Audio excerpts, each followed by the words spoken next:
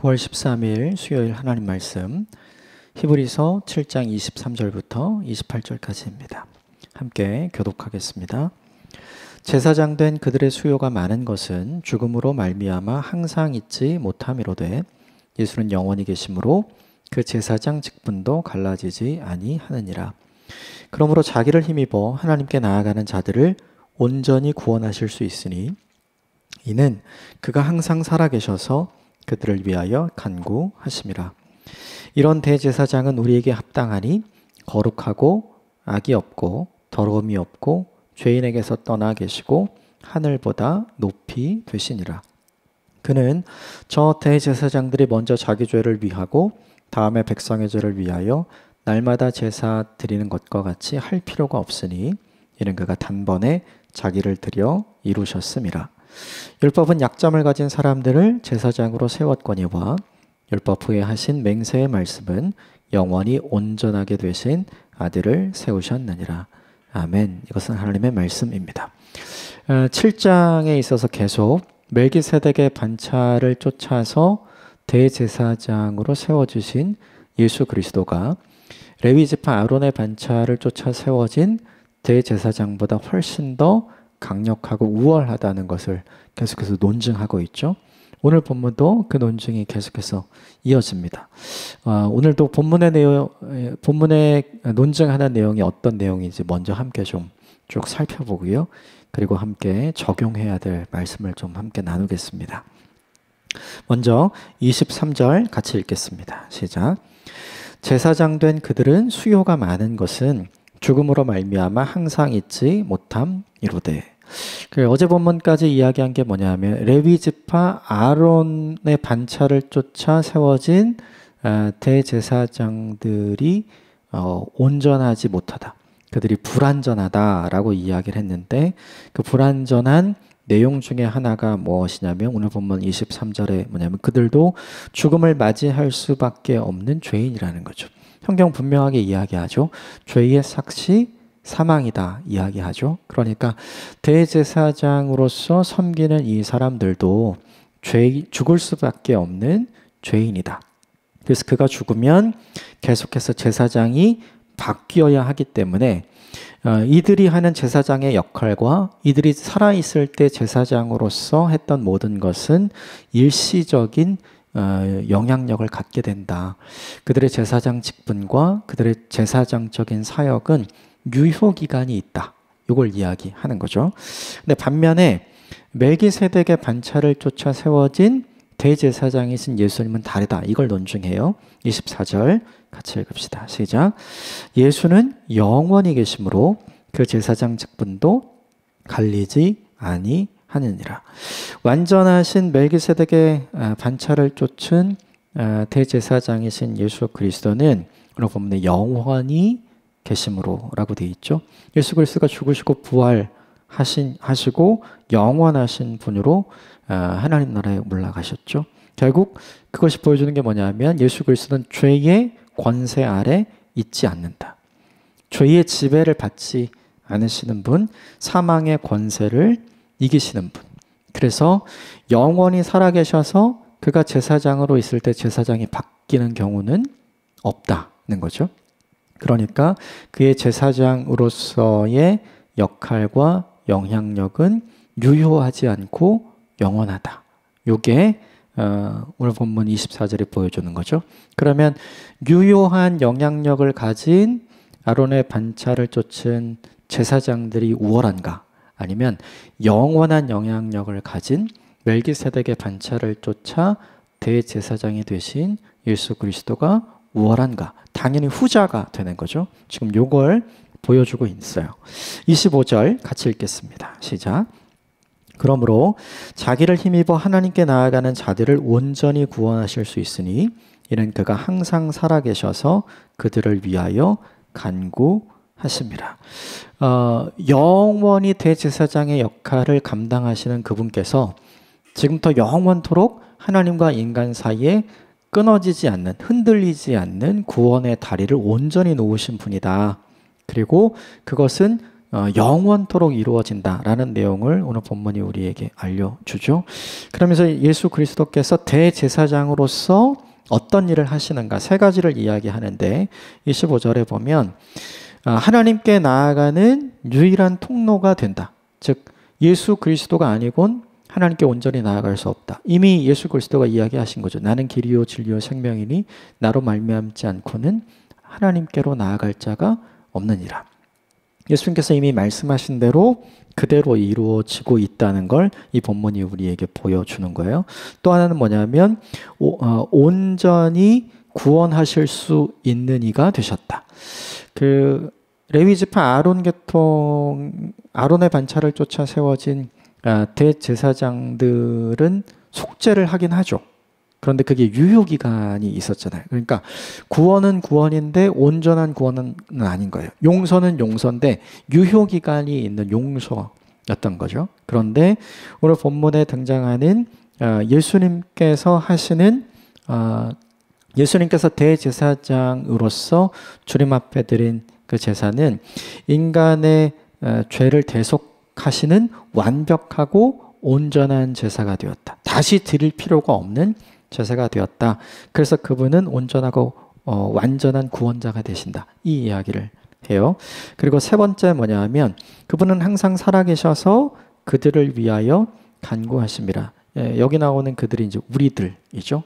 그분이 하나님과 우리 사이에서 다리를 놓으신 그분, 구원의 길을 여신 그분이 그냥 있지 않으시고 우리를 위해 하나님 앞에서 계속 중보하시는, 기도하시는 분으로 하나님과 우리 사이에 존재하신다. 이렇게 이야기를 하고 있죠.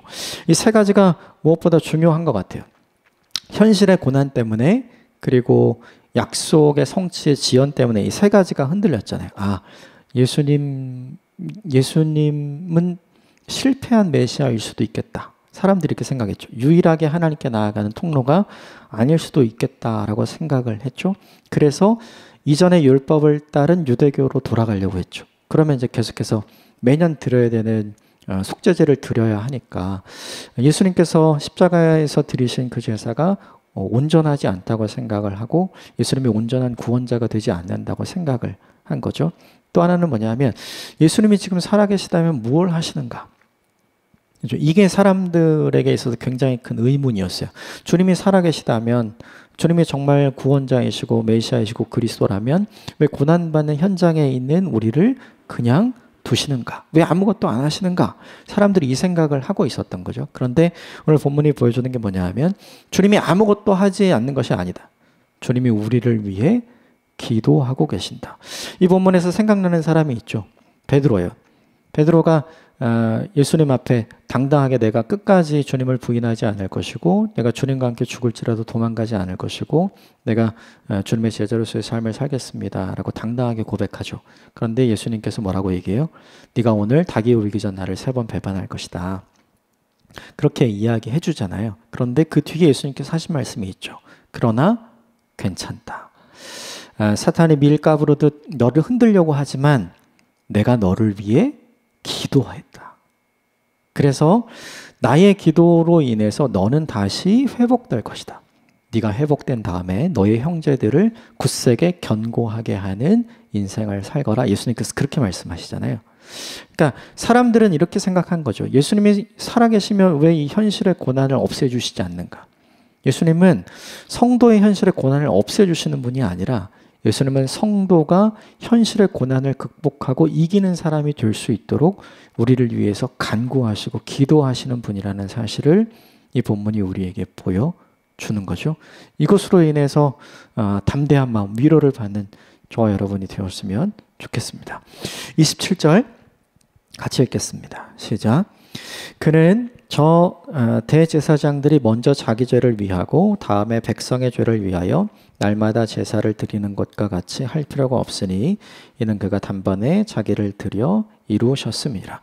그 레위지파 아론의 반차를 쫓아서 대제사장이 된 사람들도 죽음을 맞이하잖아요. 결국에 죄의 지배 아래에 있고 사망의 권세 아래에 있다는 거죠. 죄의 삭시 사망이니까 그들도 죄인이라는 뜻인 거죠. 그래서 그들에게 필요했던 게 뭐냐면 그들도 자기를 위한 속죄가 필요했던 거죠. 그런데 예수님은 좀 달랐던 거예요. 자신을 위한 속죄를 드릴 필요가 없으신 분. 그러면 자신을 위해 속죄를 드려야 하는 제사장이 우월한가?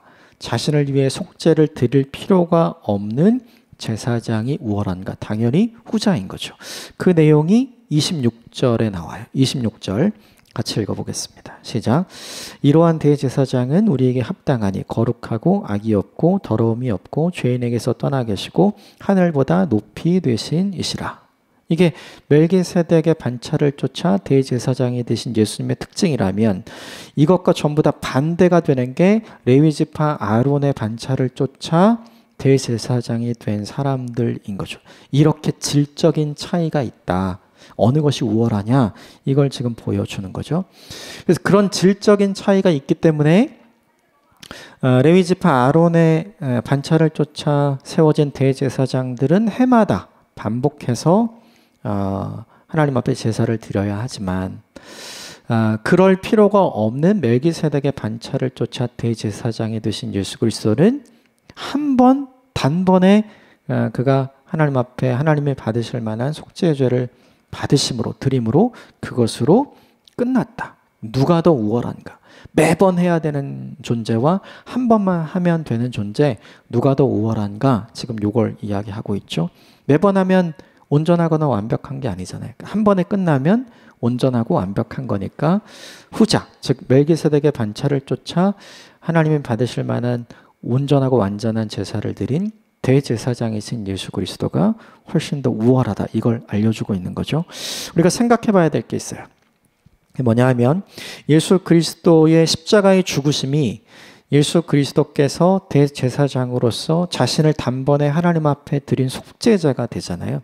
그로 인해 생긴 일이 무엇인가를 생각해야 돼요. 첫 번째는 뭐냐 하면 성소와 지성소의 휘장이 찢어졌죠. 성소와 지성소의 휘장이 찢어졌다는 건 뭐냐 하면 지성소로 나아가는 길이 열렸다는 거죠. 그러니까 다시 닫힐 필요가 없는 거죠. 레위지파 아론의 반차를 쫓아 제사장이 된 사람들은 1년에 한 번 지성소로 들어갔다가 나오면 다시 커튼을 닫거든요. 휘장을 닫아요. 그런데 예수님이 속죄제를 드리고 나서 자신을 십자가에 하나님 앞에 온전히 드리고 나서는 그 휘장이 찢어졌기 때문에 다시 닫힐 필요가 없는 거죠. 그것이 뭘 의미하는가? 더 이상 죄인을 위한 대속의 제물이 필요하지 않다. 첫 번째. 두 번째는 더 이상 제사가 필요 없고 그리고 제사를 드릴 제사장도 필요하지 않다. 세 번째. 더 이상 속죄의 은혜를 받기 위해 시은좌가 있는 지성소로 들어갈 필요가 없다. 네 번째. 속죄를 위한 이전의 율법이 필요 없게 되는 거죠.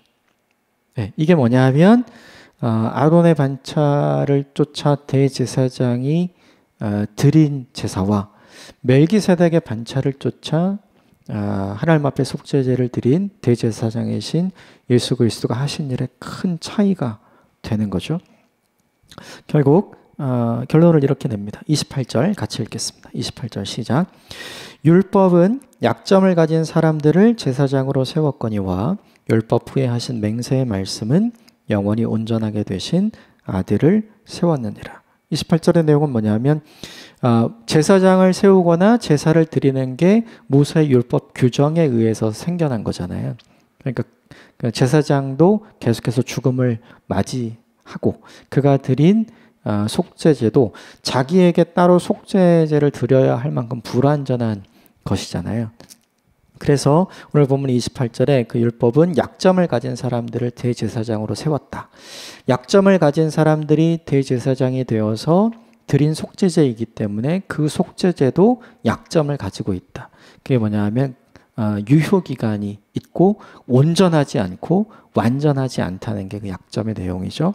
그런데 오늘 본문에 거꾸로 맹세의 말씀, 율법 이후에 그 율법에 의해서 세워지지 않고 맹세의 말씀, 시편 110편 4절에 하나님께서 멜기세덱의 반차를 쫓아 영원한 대제사장으로 세워주신 예수 그리스도를 통해서 드린 그 제사는 다시 제사가 필요 없고 다시 그 제사장이 필요 없고, 그러니까 완벽하게 온전하게 속죄제가 드려진 거잖아요. 더 필요 없으니까. 그러니까 무엇이 훨씬 더 우월하고 강력한 것인가, 이것을 드러내 주는 거죠. 약점이 없는 영원히 온전한 제사장을 세우신 하나님의 말씀, 그 맹세의 말씀이 훨씬 더 유효하다는 거죠. 이 본문에서 우리가 생각해야 될 게 있어요. 뭐냐면 예수님이 십자가에서 자신을 온전한 속죄의 제물로 하나님 앞에 드릴 때 예수님께 하셨던 말씀, 다 이루었다. 이것을 기억해야죠. 예수님께서 분명히 이렇게 말씀하셨어요. 다 이루었다. 다 이루었다는 것은 무슨 뜻이냐면 완벽하다, 온전하다, 부족함이 없다, 다시 뭔가를 해야 할 필요가 없다는 뜻이잖아요. 예수님께서 십자가에서 말씀하신 그 내용을 오늘 본문의 28절을 읽으면서 우리가 떠올리게 되는 거죠. 그러므로 오늘 본문이 논증하는 내용은 이것이죠. 멜기세덱의 반차를 쫓아 대제사장이 되어서 하나님이 받으실 만한 온전하고 완전한 속죄제를 드린 예수 그리스도, 그분이 하신 일에 추가적으로 더 무언가를 할 필요가 없다. 이것을 믿는 것이 복음이잖아요. 그것이 우리에게 주어진 것이 복음이고 우리가 그것을 믿잖아요. 그러면 이 본문을 보면서 우리가 좀 생각해 봐야 될 게 있죠. 뭐냐면 오늘 본문의 상황, 어제도 그제도 함께 나눴던 이야기인데, 예수님께서 죽으시고 부활하시고 승천하신 이후에 35년에서 40년이 지나갔어요.